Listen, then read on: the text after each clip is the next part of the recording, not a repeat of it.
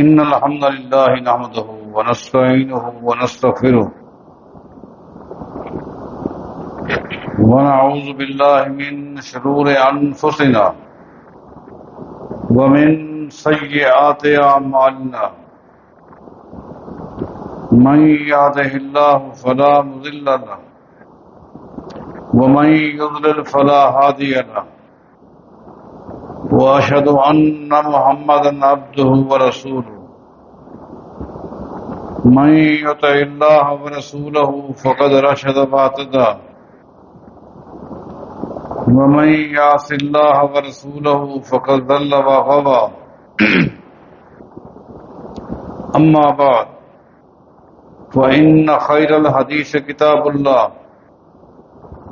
وخير الهدي هدي محمد صلى الله عليه وسلم وشر الأمور محدثاتها وكل محدثة بدعة وكل بدعة ضلالة وكل ضلالة في النار.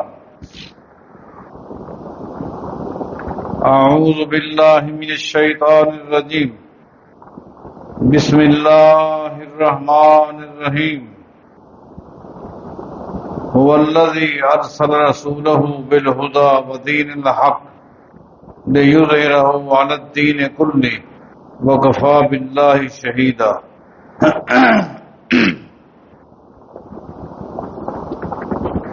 آپ کے علم میں ہے کہ صحابہ کرام رضوان اللہ علیہ مجمعین میں سے عشرہ مبشرہ رضوان اللہ علیہ مجمعین کی سیرت کو ترتیب کے ساتھ اور تفصیل کے ساتھ بیان کیا جا رہا ہے. آج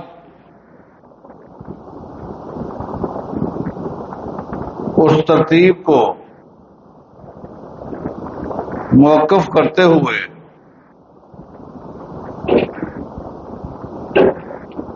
حالات کی مناسبت سے کائنات کے امام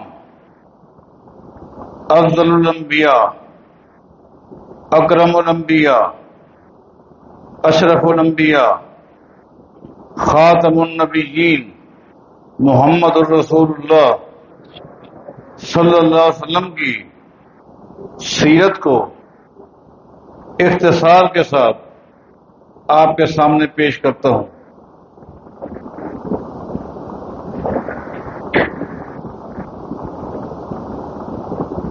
محمد الرسول اللہ صلی اللہ علیہ وسلم کی سیرت کو بیان کرنے کے لیے میں نے ایک حدیث کا انتخاب کیا ہے جو آپ نے اس قدر کثرت کے ساتھ اہل علم سے مجھ جیسے طلباء سے سنی ہے کہ وہ حدیث آپ بھائیوں کو آپ بہنوں کو حرفاً حرفاً تقریباً یاد ہو چکی ہے. لیکن چونکہ اللہ تعالیٰ نے اپنی کلام میں ایک ایسی تاثیر رکھی ہے کہ قرآن کریم کو جس قدر پڑھو بار بار پڑھو لطف ملتا ہے سکون ملتا ہے. اور اپنی کلام کے بعد یہ اعزاز اور یہ شرف اللہ نے اپنے پیغمبر محمد الرسول اللہ صلی اللہ علیہ وسلم کی حدیث کو عطا کیا ہے کہ وہ حدیث جو بارہ ہم نے پڑھی بھی ہوتی ہے سنی بھی ہوتی ہے یاد بھی ہوتی ہے لیکن پھر بھی جب ہم پڑھتے ہیں یا سنتے ہیں ایک سکون ملتا ہے ایمان کی تازگی ملتی ہے. اس حدیث کو حدیث ہرقل کے نام سے یاد کیا جاتا ہے.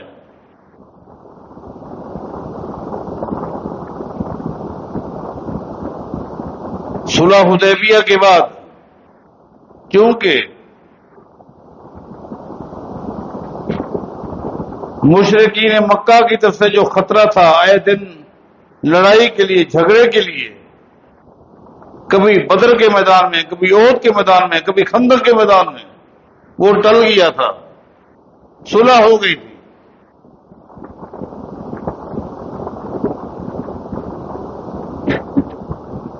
اس صلح سے فائدہ اٹھاتے ہوئے نبی علیہ الصلوۃ والسلام نے دنیا کے مختلف حکمرانوں کو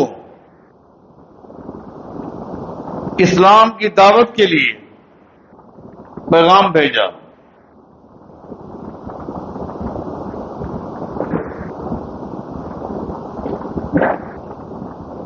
اس میں سے ایک دعوت نامہ ہرقل کو بھی بھیجا گیا، جو اس وقت پوری دنیا کی عیسائیت کا سب سے بڑا بادشاہ تھا۔ روم کی اس وقت دنیا میں حیثیت وہ تھی جو آج دنیا والوں کی نظر میں امریکہ کی ہے، روس کی ہے۔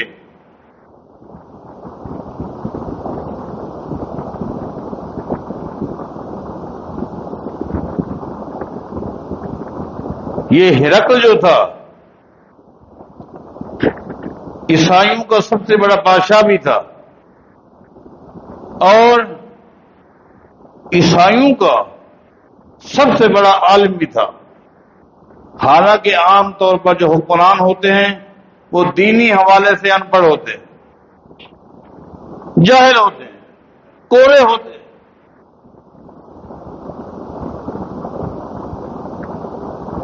مجھ سے بہتر آپ جانتے ہیں۔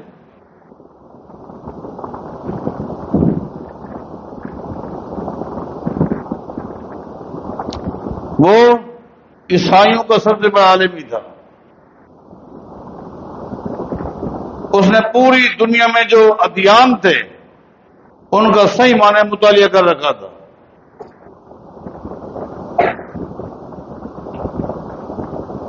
کائنات کے امام محمد الرسول اللہ صلی اللہ علیہ وسلم نے اس ہرقل کے نام پر بھی دعوت اسلام کا ایک خط روانہ کیا۔ یہ خط لے کر سیدنا دہیہ کلبی رضی اللہ عنہ گئے۔ اس شخص نے دل کی گہرائی سے توبہ کی تھی، دہیہ کلبی نے رضی اللہ عنہ دل کی گہرائی سے اس نے اسلام قبول کیا تھا۔ ایک وقت تھا، اس کی ماضی دیکھیں، یہ وہ شخص ہے جس کے گھر میں بچے کی پیدائش ہونے والی تھی اور یہ اپنی بیوی سے کہہ کر گیا تھا کہ اگر میرے بعد میرے گھر میں لڑکا پیدا ہو تو خاندانی طرز پر اس کا نام رکھنا، خاندانی طرز پر اس کی تربیت کرنی ہے، اور اگر میرے گھر بچی پیدا ہو تو کسی کو بلا کر اسے زندہ درگور کر دینا، گڑھا کھودنا، اس بچی کو زندہ ہی گڑھے میں ڈال دینا۔ مختلف روایات ہیں، اس میں سے ایک راجے کول کے مطابق یہ بندہ واپس جب آیا، واپس آنے میں اس کو 8 سال لگ گئے۔ 8 سال کے بعد یہ شخص جب اپنے دروازے پر پہنچا، دستک دی، تو بچی جو دروازہ کھولنے کے لیے آئی، اس نے اس کو دیکھا، وہ بھی تقریباً 8 سال کی تھی۔ وہ سمجھ گیا کہ میرے بعد میری بیوی نے میری نصیحت پر عمل نہیں کیا۔ آنکھوں میں خون آ گیا، گھر داخل ہوتے ہی سب سے پہلے سوال کیا یہ کون ہے؟ ماں بڑی رحم دل ہوتی ہے بنسبت باپ کے، اس لیے اس کا مقام کچھ اور ہے. اس کی وجہ یہی ہے کہ اللہ تعالیٰ نے فطرتاً جو شفقت ماں کے دل میں رکھی ہے وہ باپ کے دل میں نہیں ہے. ٹال مٹول کی کوشش کی، اکیلی رہتی ہوں، یہ ہمسائے کی بچی ہے، میرے گھر رہتی ہے، کیا کروں؟ اس نے کہا نہیں، اس کا چہرہ دیکھے، اس کی وضاحت دیکھے، یہ میری بیٹی ہے. آج اس کا آخری دن ہے، نہلا لے، کھلا لے، پہنا لے.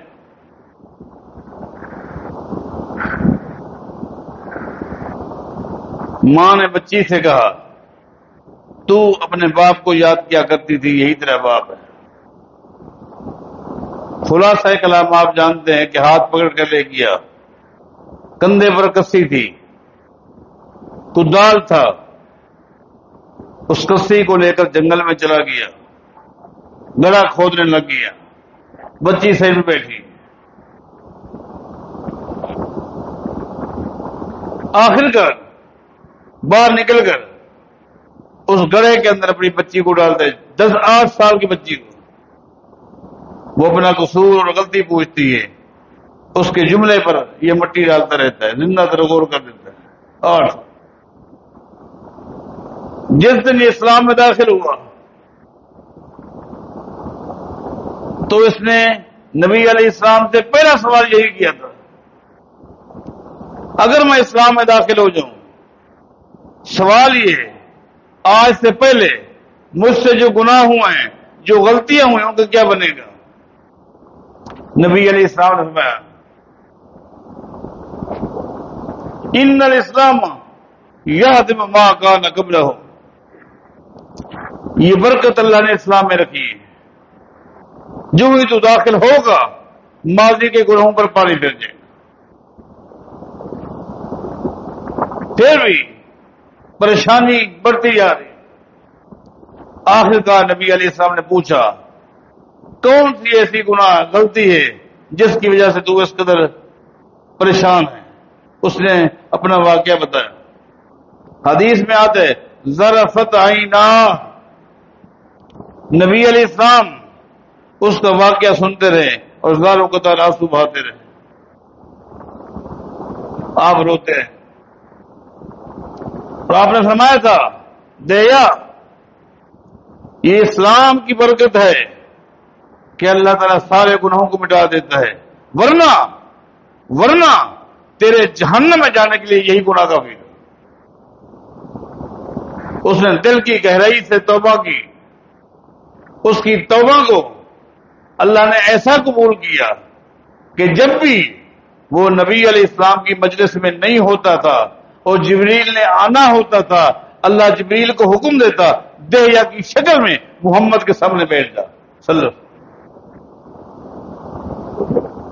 صحابہ کرام کہتے ہیں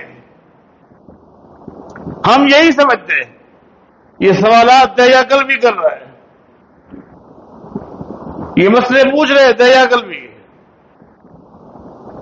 جب چلا جاتا نبی علیہ السلام پوچھتے تھے اتدرون من السائل، یہ کون تھا؟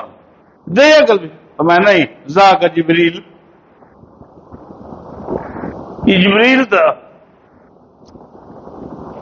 آج یہ بھی اعزاز حاصل ہو رہا ہے کہ دنیا کا سب سے بڑا بادشاہ، عیسائیوں کا فرمانروا اور عیسائیت کا سب سے بڑا عالم، اس کو خط دینے کے لیے نبی علیہ السلام نے انتخاب کیا دہیا قلبی کا رضی اللہ عنہ.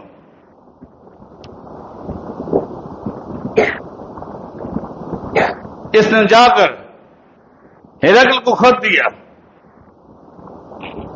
وہ خط پڑھ کے حیران ہو گیا، یہ کون ہے؟ اس کے بارے میں معلومات لینی چاہیے. اور یہ بھی سوچنے لگ گیا کہ کیا ہمارے نبی عیسیٰ علیہ السلام کے بعد بھی اب کوئی اور نبی آئے گا؟ کسی اور نبی کے چانسز ہیں؟ یہ معلومات لینے کے لیے اس نے نبی علیہ الصلوۃ والسلام کے اس خط کی ایک کاپی کی. کاپی کرنے کے بعد ہمس اپنے کلاس فیلو کو بھیجا جو اس کے مقابلے کا عالم تھا. بادشاہ نہیں تھا لیکن عالم تھا. یہ کیا خط ہے؟ پڑھ. کیا عیسیٰ علیہ السلام کے بعد بھی کوئی نبی آئے گا؟ اور اگر آئے گا تو کیا یہ نبی ہو سکتا ہے؟ یہ کون ہے محمد صلی اللہ علیہ وسلم؟ پہلی مرتبہ سن رہا ہوں. ہمس جب عالم کے پاس خط پہنچا اس نے خط کو پڑھا. وہ بھی عالم تھا.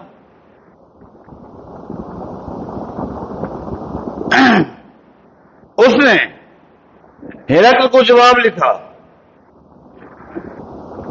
کہ میں نے خط کو پڑھا اور انجیل میں جس نبی کی آمد کی اطلاع ہے یہ وہ نبی ہے. میں نے تو یہ خط پڑھتے ہی اسی وقت محمد کا کلمہ پڑھ لیے صلی اللہ علیہ وسلم. پھر میں سوچ میں پڑ گیا تو میری کتابوں سے مجھے یہ بات ملی کہ آخری نبی سفید لباس کو پسند کرے گا. میں نے اسی وقت اپنے کپڑے بدلے سفید کپڑے پہن لیے. یہ الگ بات ہے کہ خط لکھ کر فارغ ہوا، ہمس کے عیسائیوں کو جمع کیا، آخری نبی کے متعلق بتایا. وہ جذباتی ہوئے، انہوں نے اس عالم کو پکڑا اور شہید کر دیا. بعد یہ خط پہنچ گیا. ہرقل سوچ میں پڑ گیا کہ مجھے اطلاع تو مل گئی، اب میں وہاں مکہ والوں سے پوچھوں کہ یہ کون ہے، اس کا ڈیٹا، اس کے بارے میں معلومات لوں. اس نے اپنے حواریوں سے کہا یہ بتاؤ سرزمین عرب سے کوئی قافلہ تجارتی حوالے سے یہاں ملک شام میں آیا ہوا ہو بتائے. اطلاع مل گئی قافلہ آیا ہوا ہے، تاجروں کا قافلہ، اور ان کا اس قافلے کا تعلق سرزمین عرب کے اس شہر سے ہے جس شہر میں ایک نبی نے نبوت کا دعویٰ کیا، مکہ کے. اور مزے کی بات یہ ہے اس قافلے کا تعلق بھی اس خاندان سے جس خاندان سے تعلق محمد کا ہے صلی اللہ علیہ وسلم. خاندان قریش کا قافلہ آیا ہوا ہے.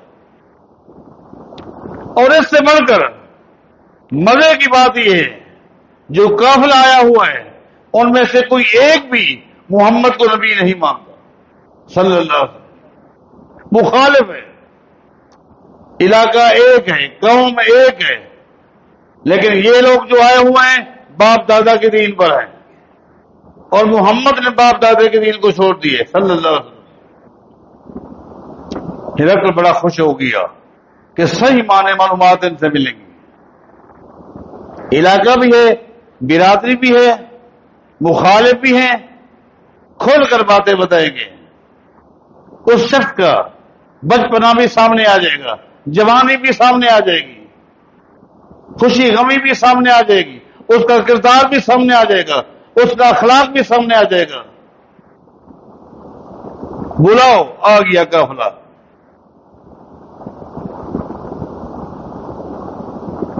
ہرقل نے کہا حضرات اب یہ صحیح بخاری کی حدیث ہے، میں جب بھی اس حدیث کو پڑھتا ہوں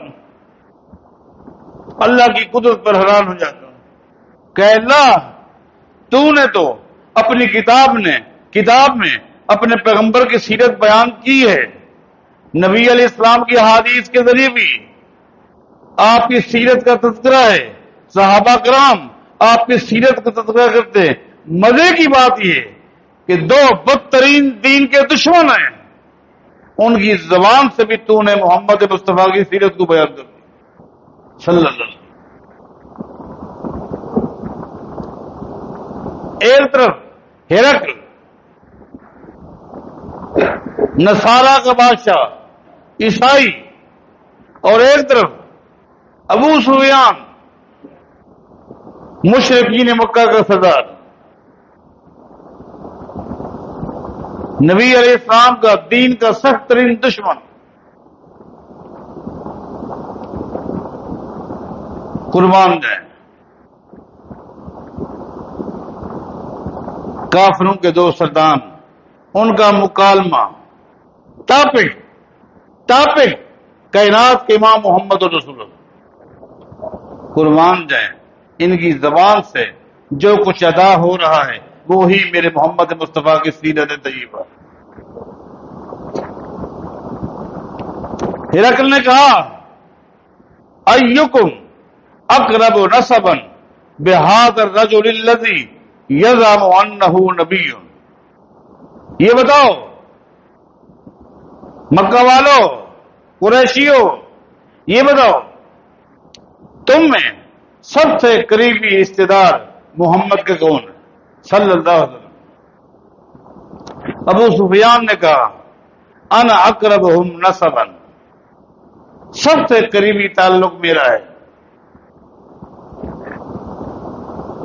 رشتے میں محمد میرا چچا زاد بھائی لگتا ہے صلی اللہ علیہ وسلم۔ اس سے بڑھ کر یہ میری بیٹی ام حبیبہ محمد کی بیوی ہے، میرا داماد ہے صلی اللہ علیہ وسلم، لیکن اس کے عقیدے کو نہیں مانتا۔ پتہ چل گیا یہ قریبی رشتہ دار ہے۔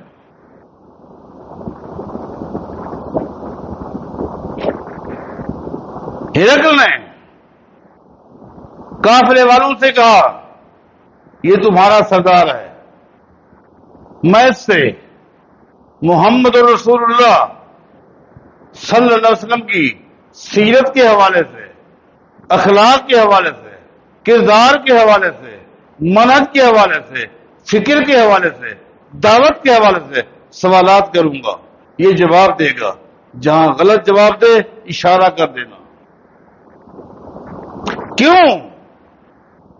میرے دفتر میں ہر گناہ برداشت ہے، ہر غلطی برداشت ہے، لیکن میرے دفتر میں جھوٹ برداشت نہیں۔ خیال کرنا جھوٹی بات نہیں ہونی چاہیے، سر ہلا دینا کہ سردار غلط کر رہا ہے، سردار جو کچھ کہہ رہا ہے یہ غلط ہے۔ اب ہرقل نے کہا ابو سفیان یہ بتا کیف نسبہ فیکم، نسب نامے کے لحاظ سے محمد کیسے ہیں صلی اللہ علیہ وسلم، نسب نامے کے لحاظ سے کیسے؟ ابو سفیان نے کہا ہوا فینا ذو نسب، لوگوں جن کا عربی کے ساتھ تھوڑا سا بھی تعلق ہے ان سے میں کہوں گا وہ عرب کی سب سے بڑی ڈکشنری لسان العرب میں اس لفظ کی تشریح دیکھیں۔ ذو نسب کسے کہتے ہیں؟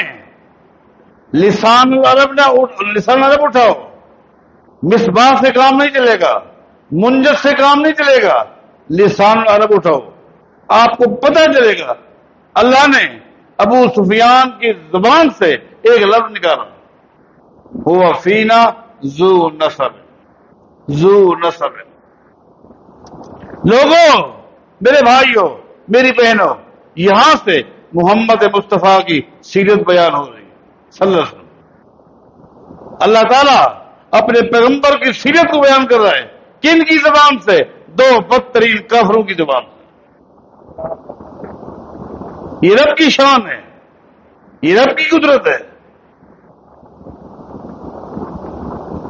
ایک نبی کو وقت کے فرعون کی گود میں رب نے پالا، وہ طاقت رکھتا ہے۔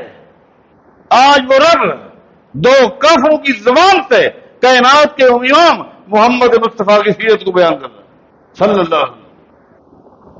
ابو سفیان نے کہا ہوا فینا ذو نسب، وہ ہمارے خاندان میں ذو نسب ہے۔ اس کا مطلب یہ ہے کہ اے ہرقل، ہم یہ سمجھتے ہیں خاندان قریش کا کوئی مقابلہ نہیں۔ یہ اعزاز خاندان قریش کو حاصل ہے کہ پوری دنیا بیت اللہ کی طرف آتی ہے۔ بیت اللہ کے متولی جو ہیں وہ خاندان قریش ہیں، اور خاندان قریش میں جو شرف، جو اعزاز، جو مقام اس گھرانے کو حاصل ہے، جس گھرانے میں محمد پیدا ہوا، زمین کی پشت پر ایسا گھرانہ ہو نہیں سکتا۔ یہ سیرت ہے، پاکیزہ گھرانہ کردار کے لحاظ سے۔ عقیدہ کسی کا کوئی ہو، فکر کوئی ہو، منہج کوئی ہو، بات کردار کی ہو رہی ہے، کردار کی۔ سب سے پہلے ہمیشہ کردار کو دیکھا جاتا ہے۔ لڑکے والے بھی دیکھتے ہیں لڑکی بد کردارہ تو نہیں ہے، لڑکی والے بھی دیکھتے ہیں لڑکا بد کردار تو نہیں ہے۔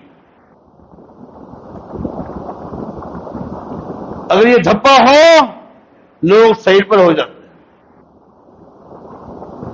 ذو نسب،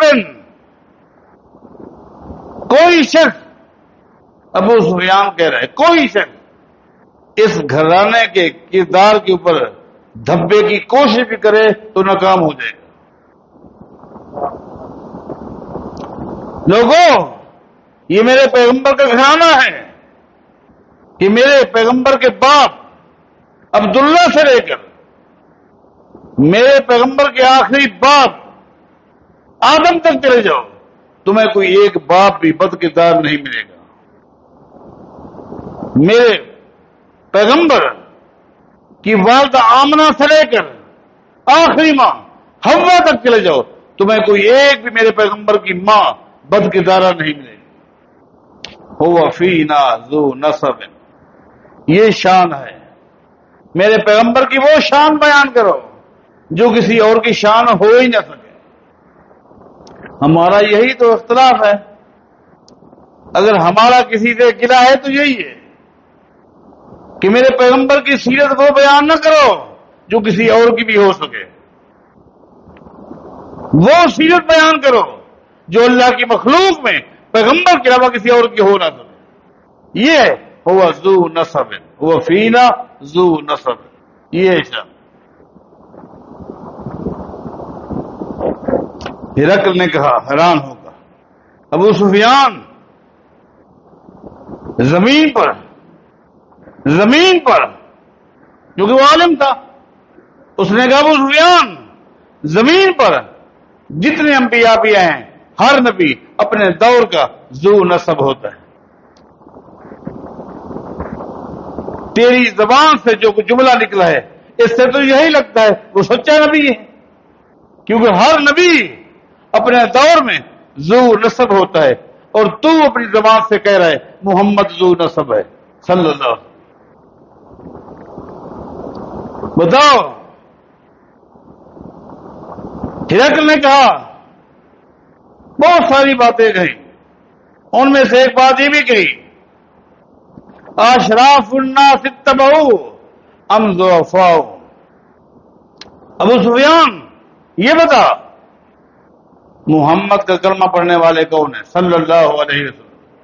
غریب لوگ ہیں یہ وڈیرے ہیں، چودھری ہیں، مالدار ہیں یہ غریب ہیں؟ ابو سفیان نے کہا بل ضعفاء، سرزمین عرب میں سب سے زیادہ جو غریب ہے وہی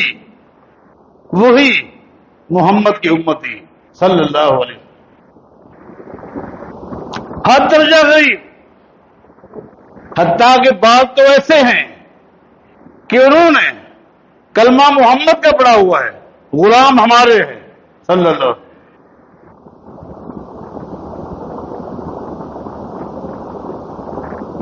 ہرقل نے کہا ابو سفیان سن لے، ہر نبی کا کلمہ پڑھنے والے غریب تھے،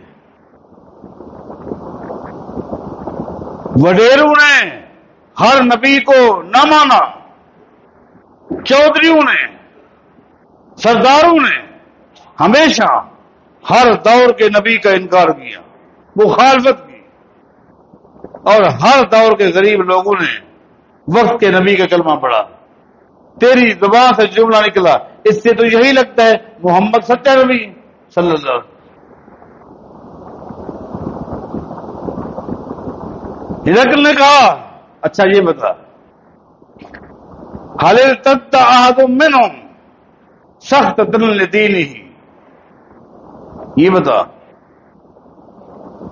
بسا اوقات ایسا دنیا میں ہوتا ہے کہ لوگ جذباتی ہو کر کسی کے آگے آ جاتے ہیں، کسی کو اپنا رہنما بنا لیتے ہیں، کچھ دنوں کے بعد متنفر ہو کر ہٹ جاتے ہیں۔ جذباتی ہو گئے، اپنا بڑا بنا لیا، وڈیرا بنا لیا، پیر بنا لیا، رہبر بنا لیا، سردار بنا لیا، اور کچھ دنوں کے بعد اس کے کردار سے، اس کے اخلاق سے متنفر ہو کر واپس چلے گئے۔ یہ بتا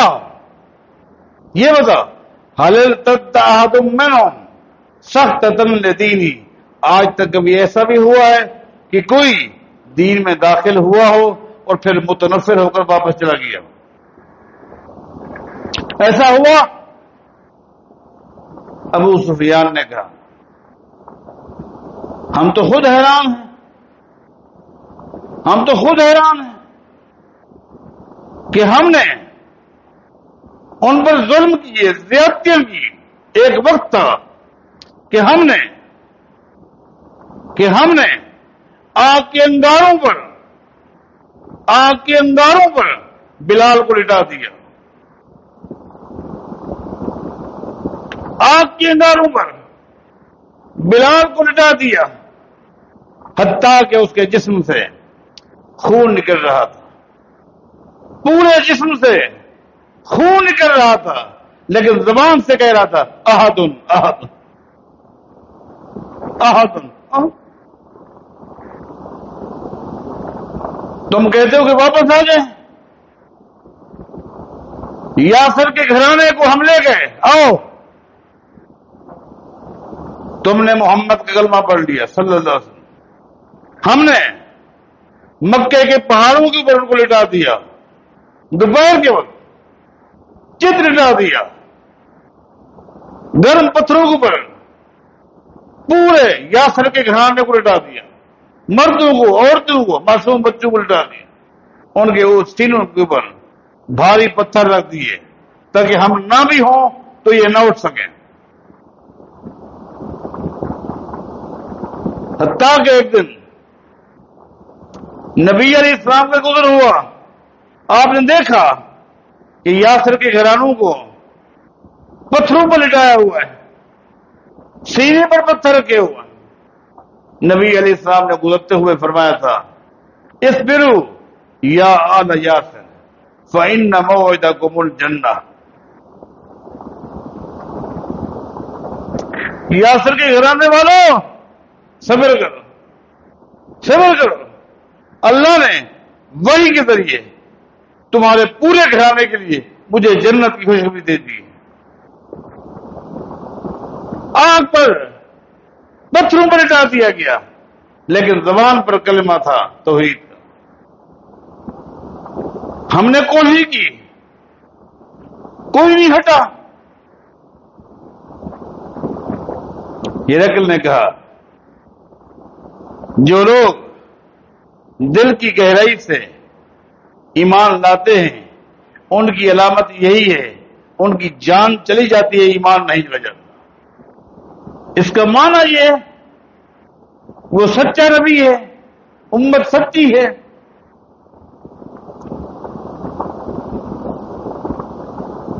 اچھا یہ بتا ہرقل، ابو سفیان یہ بتا هل کنتم تتهمونہ بالکذب قبل ان یقول ما قال، اعلان نبوت سے پہلے وہ تمہارے درمیان کتنا عرصہ رہا ہے. یہ سیرت بیان ہو رہی ہے. کن کی؟ آمنہ کے لال مکے کے در یتیم محمد الرسول اللہ کی. کوئی ہے اللہ کی مخلوق میں جس کی یہ سیرت ہو؟ ابو سفیان یہ بتا کتنی عمر اس نے نبوت کا دعویٰ کیا؟ 40 سال میں. 40 سال تک تمہارے بیچ رہا. 40 سال کے اندر تمہارے ساتھ اس کا اٹھنا بیٹھنا بھی تھا، کھانا پینا بھی تھا، خوشی غمی بھی تھی، لین دین بھی تھے، معاملات بھی تھے. کیا کبھی تم نے جھوٹ بولتے ہوئے بھی دیکھا؟ معاملات میں، خوشی غمی میں، معاملات میں انسان ہے. کبھی اس نے کبھی جھوٹ بولا؟ ابو سفیان نے کہا جھوٹ بولنا تو دور کی بات ہے، جب تک اس نے نبوت کا اعلان نہیں کیا پورے عرب کی سرزمین میں لوگ اس کو امین اور صادق کہتے تھے. صادق اور امین تھا. ہم تو اس کو صادق کہتے تھے، امین کہتے تھے. یہ ہے سیرت محمد الرسول اللہ کی، جس میں بددیانتی نہیں، جس میں جھوٹ نہیں. حضرات بہت سارے سوالات ہیں. صحیح بخاری کی یہ حدیث ہے، غالباً یہ صحیح بخاری کی تیسری حدیث ہے. آپ پڑھیں سوالات، جوابات پڑھیں. ہرقل نے کہا مجھے بڑی حیرت ہو رہی ہے جس شخص کا کردار یہ، جس شخص کے اخلاق یہ، جس شخص کا منہج یہ، اس کے پیغام میں کیا چیزیں ہیں؟ پیغام میں آخر کوئی تو خامی ہوگی. ابو سفیان نے کہا اس کے پیغام میں ایک تو یہ ہے عفو، درگزر کرو، معاف کرو. اگر کسی سے غلطی ہو جائے عفو درگزر سے کام لو. اس کے پیغام میں یہ ہے صلہ رحمی کرو. جو تم سے رشتے توڑے تم جوڑنے والے بنو. جو تم سے نفرت کریں تم محبت کرنے والے بن جاؤ. اس کے پیغام میں صبر و تحمل ہے، برداشت کرو. ہرقل کی حیرت بڑھ گئی. اس نے کہا مجھے یہ بتاؤ جس بندے کی دعوت یہ ہو صلہ رحمی، عفو درگزر، صبر و تحمل، جس کا کردار یہ ہو اس کے ساتھ لڑنا، اس کو وطن سے نکالنا، اس کے راستے کے اوپر کانٹے بچھانا. میری عقل کام نہیں کر رہی. ایسا کیوں ہے؟ کیا ہو گیا تمہیں مکہ والو؟ ایسے شخص تو تم نے پہلے قتل کرنے کی کوشش کی، آگے کانٹے بچھائے، اوجھڑیاں ڈالی، آخر وطن سے پھر وطن کر دیا. پھر بھی تم نے نہ چھوڑا. کبھی بدر میں پہنچ گئے، کبھی عہد میں پہنچ گئے، کبھی خندق میں پہنچ گئے. تم اپنی حرکتوں سے باز نہیں ہے. کیا وجہ ہے؟ کوئی خامی تو بتاؤ. سر جھکا کر ابو سفیان کو اور تو کچھ نہ ملا، دو باتیں کہہ دی. کہا اس کے اندر پہلی خامی یہ ہے کہ وہ کہتا ہے اعبدوا اللہ وحدہ ولا تشرکوا بہ شیئا، ایک اللہ کی عبادت. یہ پہلی خامی. مسلمانوں، مکے کے سردار بدترین دین کے دشمن کو ایک خامی ملی. کیا؟ کہ محمد کا یہ کہنا ہے صلی اللہ علیہ وسلم اعبدوا اللہ وحدہ، ایک اللہ کی عبادت کرو، ولا تشرکوا بہ شیئا، اللہ کی عبادت میں کسی کو شریک نہ کرو، چاہے وہ عبادت مالی ہو، جانی ہو، بدنی ہو. قل ان صلاتی و نسکی و محیای و مماتی للہ رب العالمین لا شریک لہ وبذالک امرت. مالی عبادت میں بھی کسی کو شریک نہ کرو، خاص کرو ایک اللہ کے لیے. اللہ کے علاوہ کسی اور کے لیے خرچ نہ کرو. جانی عبادت، بدنی عبادت ایک اللہ کے لیے. بدنی عبادت میں سب سے پہلے نماز ہے. کس کے لیے؟ اللہ کے لیے. نماز میں کیا ہے؟ قیام ہے. قیام کس کے لیے؟ ایک اللہ کے لیے. نماز میں کیا ہے؟ رکوع ہے. کس کے لیے؟ اللہ. نماز میں کیا ہے؟ سجدہ ہے. کس کے لیے؟ ایک اللہ کے لیے. دوسری خامی کیا ہے؟ کہا دوسری خامی یہ ہے کہ اس کا یہ کہنا ہے وَاتْرُكُوا مَا يَقُولُ آبَاؤُكُمْ. دین اسلام میں باپ دادا کی بات نہیں چل رہی. باپ دادا کی سوچ شریعت نہیں بن سکتی. ہرقل نے کہا بس کر. ہرقل جذباتی ہو گیا، کہا بس کر. اس کا مطلب یہ وہ شخص یکجئی ہے، ہر جئی نہیں. ہر دروازے پر تمہارے ماتھے نہیں ٹکاتا. ہر جئی نہیں ہے، یکجئی ہے. اگر ہر شخص اپنے باپ دادا کی بات کو دین بنا لے، دین کتنے ہوں گے؟ وہ یکجئی ہے اور ہر نبی یکجئی تھا. ایسے سے لڑتے ہو، سن لو، بس کر. قربان ہے.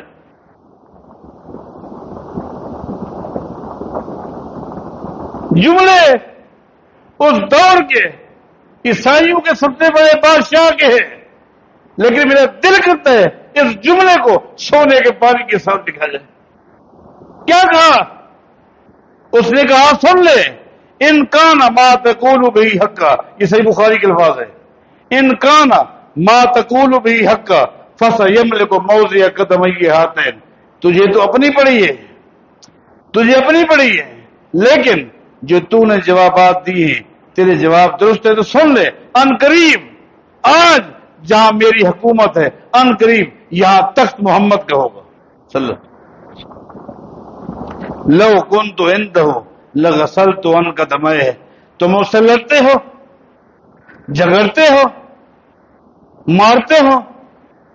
اگر میری زندگی میں کبھی محمد سے ملاقات ہو گئی تو میں اس کے پاؤں دھونا اپنے لیے سعادت سمجھوں گا. لوگوں، یہ میرے پیغمبر کی سیرت ہے. اللہ پیغمبر کی سیرت کے ایک ایک نقطے پر کما حق